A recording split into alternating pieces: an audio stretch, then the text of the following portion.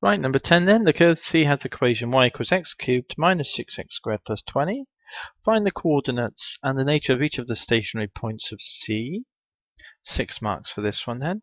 I've written it down here, so let's get dy dx straight away without further ado. Dy dx then. Powers, so 3 comes down, 1 less power, which is 2, minus. The 2 comes down to be with the 6 to make minus 12. X to the 1 less is 1. Constant goes to 0.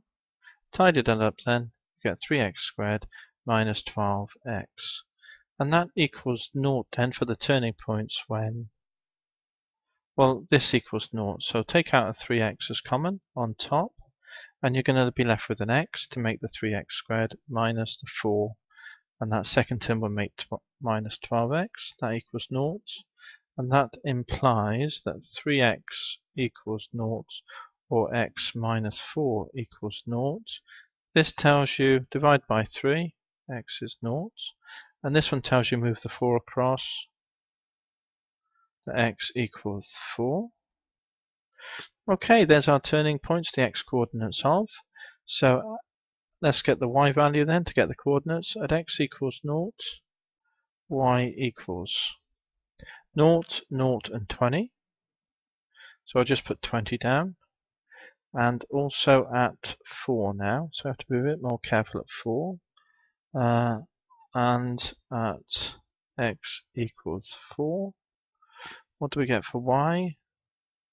X cubed minus 6x squared plus 20. So it's x cubed minus 6x squared plus 20. And that's y equals, isn't it? Put that in there. And x is 4. 4. So what do we get then? We get 64. 4 cubed is 64. Minus 4 squared is 16, and 6 16s, or 6 10s is 60, and 6 6s are 36. 60 and 36 is 96, so it's minus 96, and we've got a plus 20. So effectively we've got 64 and 20, which is 84. Take away 96 is minus 12.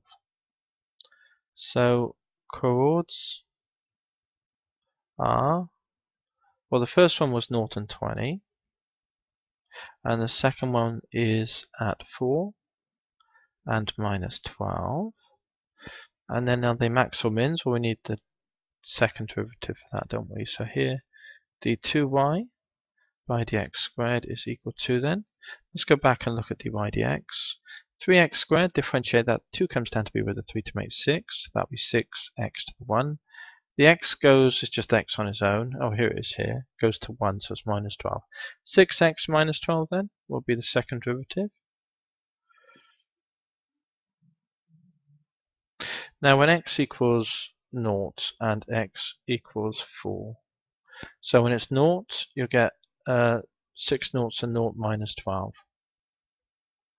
And that's when x is 0. So it's negative, so it's a max. And here, when x is 4, 24 take 12 is 12. Positive, so min. So the 0 and 20 coordinate is when x is 0, it was a max. And the 4 and minus 12 coordinate, when it was 4, it was a min. There we go. That's it. Now let's go back to the question just to check we've answered everything in the question, yeah? Find the coordinates and the nature of each of the stationary points of C, which we've done. Good, that's part A done. Great.